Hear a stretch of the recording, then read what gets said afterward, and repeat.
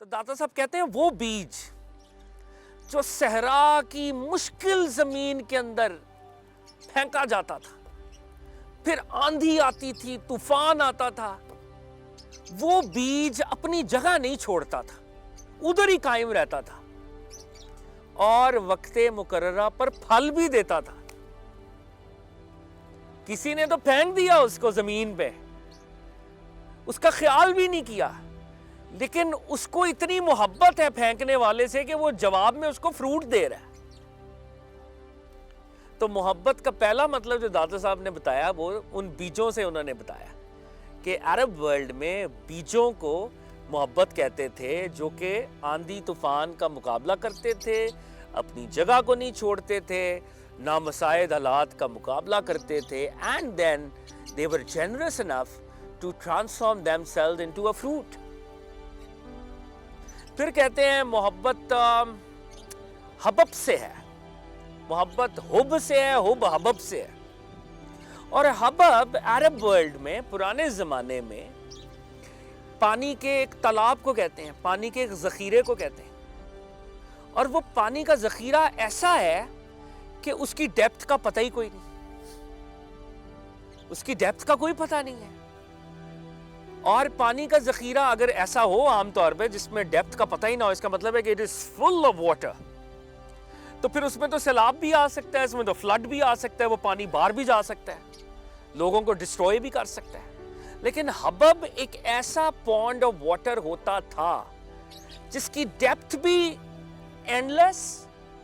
اور وہ اپنے پانی کو کبھی باہر بھی نہیں جانے دیتا، پانی ہمیشہ اس کے اندر رہتا ہے۔ It sort of embraces water، water کبھی باہر جا ہی نہیں سکتا، ایک قطرہ بھی پانی کا باہر نہیں جاتا۔ تو داتا صاحب نے کہا محبت کا دوسرا مطلب یہ ہے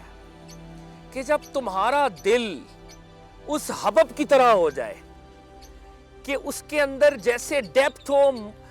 محب کے دل میں محبوب کے علاوہ کوئی دوسرا خیال ہی نہ ہو، اور وہ خیال ایسے چھپا ہوا ہو کہ کسی کو پتہ ہی نہ چلے،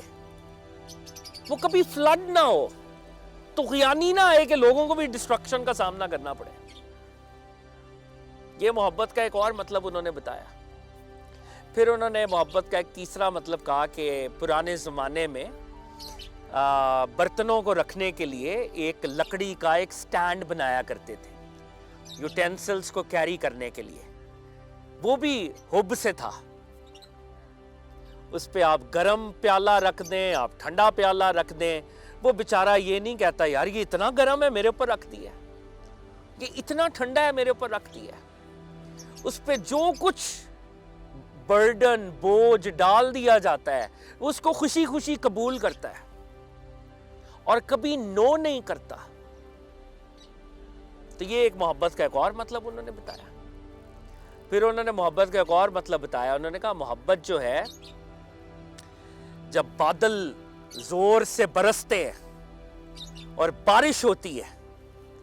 تو اس کو بھی عرب ورلڈ میں حباب الماء کہتے ہیں۔ وہ جو بادل بہت زور سے برس رہے ہوتے ہیں تو وہ کہتے ہیں اسی طرح محبت کا پروسیس ہے، اس کے اندر ایک انٹینسٹی ہے۔ اگر کسی کو محبت ہوئی ہو جینوئنلی